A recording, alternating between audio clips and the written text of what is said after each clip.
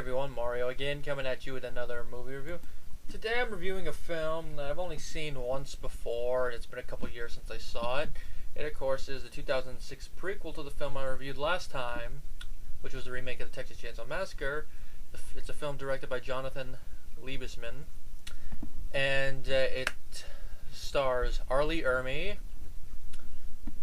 Jordana Brewster, Taylor Handley, and of course also returning along with Arlie from the original is Andrew Biranarski, Marita Merrick, and yeah, it'll take me a while to find this one. Terrence Evans, excuse me. The film, of course, I'm talking about is the Texas Chainsaw Massacre: The Beginning. Now, I will say, some people feel that the remake of the movie is unneeded, which I will say it does feel unneeded, but does that mean it's still not a fun remake? No. Sometimes unneeded does not mean unfun. Sometimes it does, sometimes it doesn't. With the Texas Chainsaw Massacre, I think, Mike, that it is a fun film, despite the fact it is an unneeded remake. Now, the prequel, you didn't really need a prequel because of what we know of the family. We knew enough in the remake that we didn't need to see a prequel. A sequel maybe, but with what happens to Leatherface in the remake, makes it kind of hard to do a sequel. I know there's a sequel comic, but with what they do to Leatherface in the comic, it'd be kind of hard to pull off practically. You could do it with CGI or motion capture, but probably better that they didn't make a film out of it. But doing a prequel, when I heard about this, I'm like, might be good. Then I saw it a couple years later, thought the film was okay, and watching it a second time, especially after seeing Texas Chainsaw 3D, I have to say, although out of the films I do like, this is my least favorite, but I still like it. I will say, despite the fact it has a major problem with the ending, this movie is miles better than Texas Chainsaw 3D, and it is miles better than Texas Chainsaw Massacre 4, at least when I remember of it. But it does still have mixed results. It has a 5.8 on IMDb, and the audience 64% like it, which is I think it's a little bit less than the remake. I'm surprised at that. And only 12% of the critics liked it, which is to be expected. And here's what they had to say about it. That the film is full of blood and gore, true, but not enough scares or a coherent story to make for a successful horror film. The scares I will give it. There's not really that many scares, but the story I will argue, because I felt the story was coherent. Granted, it kind of jumps a little at the beginning, when they jump in time a little bit, until the main characters meet each other, but I felt it was coherent. Jonathan Liebesman actually does a pretty good direction, and this is only his second film. His first film was Darkness Falls, which I haven't seen in a while, but I remember liking. And after this, he did The Killing Room, which I'm checking real quick to see why that film name sounds familiar. Oh, it's that film. Don't know. But then after that, he did Battle Los Angeles, which was a film I think got robbed of an Academy Award nomination for Best Actor for Aaron Eckhart. And of course, he did last year Wrath of the Titans, which is a film like this film gets mixed, but I enjoyed it. Not as good as the remake of Clash of the Titans, but I thought it was still a pretty good film. I look forward to see what he does next. Like the previous film, it was produced by Michael Bay, Tobe Hooper, and Kim Henkel. And the screenplay was by Sheldon Turner, which I want to see real quick what else he's written, because I felt that the screenplay he did was serviceable. Okay, he wrote the remake of The Longest Yard, which I'll say is a miles better film than this film, but still. Up in the Air. What's this? Never heard of it. Oh, he also wrote X-Men First Class. That's kind of funny, actually.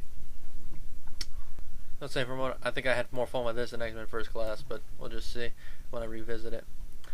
Now, the film is only 91 minutes, so it's not that long, and I felt it moved at a pretty serviceable pace, more so once the main characters meet, but it was filmed on a $13 million budget, which you could see a good portion of that into the movie, and it made $51 million, which I didn't expect it to make as much as the remake, because some people didn't really like the remake, so they're like, why should I go see a prequel to a film I didn't even like? But those of you, I think most of the people who saw it when it first came out were people who actually liked the remake or were interested in seeing what they could do with a prequel. Now, the plot, it begins in 1939 when a woman dies giving birth in a meatpacking plant in Travis County, Texas. The plant manager disposes of the baby's body in a dumpster, and then a young woman who we find who was Lutta Mae Hewitt, discovers a baby in the dumpster while searching for food, and she raises the infant and names him Thomas. And there we find out that Thomas Hewitt is in fact an adopted member of the Hewitt household, which of course makes us kind of sympathize for him. In the remake, you sympathize with him a little bit because of the fact he's deformed, and you could guess he was kind of picked on for it. Not as much as you sympathize with Leatherface in the original two films, considering there that he's physically abused and belated by his family, so you're like, you really think, oh, if he was in a different situation, he would have turned out differently. Here, in the remake, you didn't really feel that, but here you do kind of feel that a little bit at the beginning, because you're like, well, just like the original Leatherface, a different situation, he would have turned out vastly different, despite his deformities. Someone else might have been able to even help him with the skin-eating disease. The Hewitts don't have the money to deal with it. Well, 30 years later, Thomas is grown up and he works in the same slaughterhouse, which his birth mother died in, working for the same a-hole boss. Now, the plant is closed by the health inspector, which they never state why, but we can guess from what we saw at the beginning, it's probably bad working conditions that contaminate meat. And of course, Leatherface is still there, and eventually he mauls his boss, because we can guess from what we see in the original that his boss was a a-hole, and he probably got tired of being belated by him. I mean, the boss makes one of his coworkers go down there and tell Thomas to leave, and he eventually belates him, and Thomas doesn't do anything to him. He probably figures, but the boss told you to say that, didn't he? And he kills the guy with a hammer, which is a pretty good death. Now he takes a chainsaw, and the sheriff goes to the Hewitt residence to get Charlie, the future Sheriff Hoyt, which is the name of this sheriff, ironically, and tells him what Tom has done, and Charlie accompanies the sheriff to arrest him. And when they do that, Hoyt kills him, and there we can see he's protective of Tom, because when the sheriff mentions he's retarded, he's like, he's not retarded, he's misunderstood. Which I will say, to an extent, Leatherface is, but does that excuse the fact that he kills people? No. But it makes you understand the character because of the fact of he's not all there. And like I've said a couple times, different circumstances, he would have been a vastly different person. Now, after killing the sheriff and assuming his identity, Charlie introduces cannibalism to the family, because apparently since the slaughterhouse closed, the town is dying. And since they were poor to begin with, they're going to be even more so now, so they decided to start eating people. And it's usually with Charlie's insistence, and as we find out later, this is something he was introduced to when he served in the military, which, based on his age, we would have to assume that he probably served in Korea, which I believe one of the comics even shows, and even shows how he was introduced to cannibalism. Which I think is interesting, that it'd be Hoyt being the one who introduces it.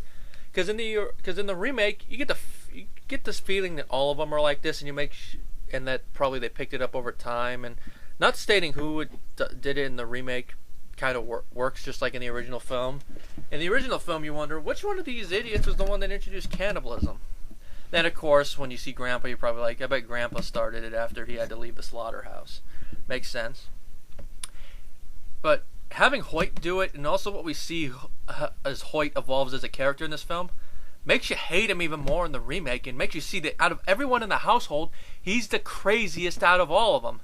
Because in this film, we see that Lutta Mae, she was just like a overprotective mother, but it's the murders and stuff that turned her into the insane type of character we see in the remake, because she's slightly different here. She still has that overprotectiveness, but she's not as crazy, you know. I mean, she hasn't gotten to the point of like, does anybody care for me and my boy? She hasn't gotten to that part. Old Monty, he's not as grouchy as he was in the remake, but then again, he has his legs for most of this film, and we see how he loses them, which I'm not going to spoil what it is, but it makes sense, and it just shows how much of a vindictive jerk Hoyt is. And also, Hoyt does kind of have a weird bond with Leatherface, an uncle-y bond, which I guess that shows just how Leatherface got the way he was. It was mostly because of Hoyt. It was his mother overprotecting him and trying to keep him from the outside world, and it was Hoyt with his evil maniacalness, which of course goes into his first murder with the chainsaw later in the movie, but I'm not going to spoil that.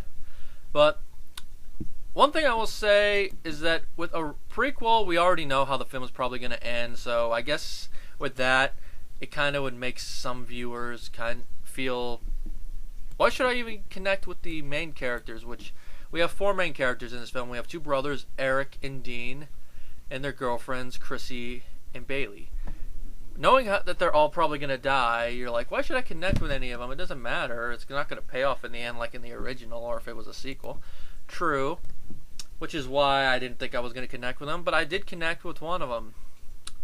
I connected with Dean, the younger brother, and it was mostly because of the fact he does not want to go to Vietnam, and I can understand why he doesn't want to go to Vietnam. The war was unjust. Granted, this is before, I believe before a lot of that protesting stuff started, because it was 69, and I don't remember off the top of my head when a majority of the protests started, but I know a majority of it usually happened in the 70s, so I think it was a little bit after this, but I think some of it had started by this time. The other brother had already been to Vietnam, and they do actually bring up the whole draft dodger thing in the film with Hoyt, which makes me wonder, was Hoyt drafted or did he go voluntarily? Because either way, it doesn't matter either way, but with the scenes that happens, but it makes it interesting. Now, they drive, they run into some bikers, some minor stuff happens. One of them eventually tries to hold them up. Hoyt interferes, kills the biker, and then basically kidnaps most of them, takes them in, and one of them escapes because he didn't see him.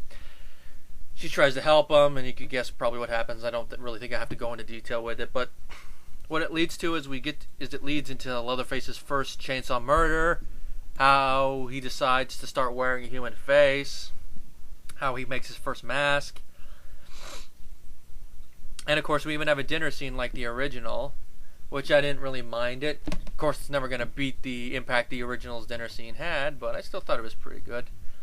Now, if I were to say, like you could already tell, if there's any villain in this movie, it's Hoyt. Leatherface, even though you could tell from the title that the movie probably is going to be dealing with his origins, it does, but it just shows that Hoyt is the one basically running the evilness of the family, as you could probably already guess from what I said earlier. So seeing all the stuff he does, like torturing some of the people, works. And Leatherface, you sympathize with him in the first part of the movie because his first murder, the murder of his boss, you kind of understand that murder because from what we see of the guy briefly in the movies, like this guy's probably done some stuff in his life to deserve being hit with a hammer, so we deserve it. And you also sympathize with Leatherface because he's been berated for 30 years non-stop just because he's mentally challenged. So anyone who has a mental disorder, even if they're high functioning, can understand someone berating him for it, so you kind of sympathize with him. It's as the movie goes on and Hoyt's influence starts to influence him more that you start to turn against Leatherface a little bit. It's probably around the time that he takes the older brother into the basement that he starts to turn on him because he rips pieces of his arms off, and then of course the chainsaw stuff. Now, him killing the biker, I'm not going to state how or why or when, that murder you feel is kind of justified. Granted, partially because of what we saw the bikers do earlier. You're probably thinking, yeah, these bikers have probably robbed and killed some people in the past, so this biker probably deserves it. But the four main characters, you kind of feel sorry the fact that they're getting it, but it depends on if you've connected with the characters or not, whether you feel anything. Me, like I said, I basically just connected with the younger brother and his girlfriend. The older brother, maybe a little bit, but just through his relationship with the younger one. But movies, the only reason to watch the movie is basically to... hold on. Sorry about that. I forgot where I was, actually. But, oh yeah, the only reason to really watch the movie is just to see how Leatherface did his first murders and stuff, and to see how he got from when he first started. Then we can see he refined it to where he got at the end. And they even state the official body count of the Hewitt family. It's like 33 people. So I don't know if that's counting the sheriff. I think it is. If it's counting the sheriff and the people we see in this movie, they killed the 4 people, the biker, the 2 bikers. So we see 7 of the 33 person body count in this one. So that was interesting. And I will say, if I remember correctly, I think this movie has the most amount of people that Leatherface actually kills with the chainsaw. I think. Because in the first film, he only kills 1 person with the chainsaw, and that's the brother. The second movie, off the top of my head, I think he only kills the 2 people in the beginning with the chainsaw, but I could be wrong. The third film, he kills that 1 girl with the chainsaw, and I think that's it. It would be 2, but Ken Forey's so tough he says F you to the chainsaw. Part 4, I don't think he kills anyone with the chainsaw. The remake, I think he only kills 2 people with the chainsaw. Yeah. So yeah, this would be the most. I'm not gonna. I think it's because Hoyt kills 2, the sheriff and then one of the bikers. Leatherface, there's his first chainsaw murder. His second one involving his face, and then 4 murders about, if I'm counting right, because the other one is not with the chainsaw. So yeah, the most that I can remember off the top of my head. So that's one thing, is that the movie's called the Texas Chainsaw Massacre, so you imagine a lot of people to be killed by chainsaws. So it lives up to it with that. Now, the direction, I'll say, is serviceable. I mean, it's not like too artsy. It just serves the purpose of the film. The musical score, I thought, was pretty good. Not as good as the remakes, but still pretty good. The acting is still pretty good, I will say. Ermey still pulls it off very well as Hoyt, and he gets some character development here. You see his transformation from what, granted we don't see him much before he kills the sheriff, but we can just imagine a little bit from what we've seen that he's probably had a simple life other than having to go to war. So we see him transform from that into the sheriff. So basically we see his beginning of his transformation from what he was into what we see him in the remake, his ruse. Andrew Baranowski is once again great as Leatherface, and like I said, we see some of his character as it begins to develop to what we see in the remake. Merrick as Letta Mae Hewitt's still pretty good. She's more maternal in this movie. I mean, like, she's humming lullabies to one of the victims. Granted, she's probably doing it to calm him down before they kill him, but that's still creepy in a weird way. So it shows her beginning to transform. She seems to be one of the few people in the family that's kind of freaked out of the fact that they're starting cannibalism, but she doesn't stop it. So I guess she kind of expected it, or probably knew that Charlie had done it in war. Terrence Evans is old Monty. He's kind of the same, yet kind of different in this role, but then again, it's time to expect it because he still has his legs, and we see how he loses them. So you can expect in the years that follow that he turns into the crotchety old curmudgeon that we see in the remake. And the actors that play just the main characters, they're there. I will say it's not bad acting, but it's not very good acting. It's just okay acting. They're not my favorite main characters by any stretch of the imagination. I mean, I'll say this, I like the characters in the remake more. I like the characters in the original more. I like the characters in Part 2 more, because you got Stretch and Dennis Hopper as the Lord of the Harvest, but they were serviceable. On the whole, my rating for the remake, 3 out of 5 stars. I mean, it's not, not the remake, the prequel, you know what I meant. It's not the worst of the films, but it's not the best either. And I can understand why people would have problems with it, but for me, probably the biggest problem is the end. For me, is the ending, because that is kind of hard to believe. Because I will say this: I'm about, give or take, about the same size as Leatherface in this. Probably has more muscle mass than me, but size-wise, we're about the same. I can fit into the back of a car like how he does. Granted, in the film, it makes he has to teleport in order to do it.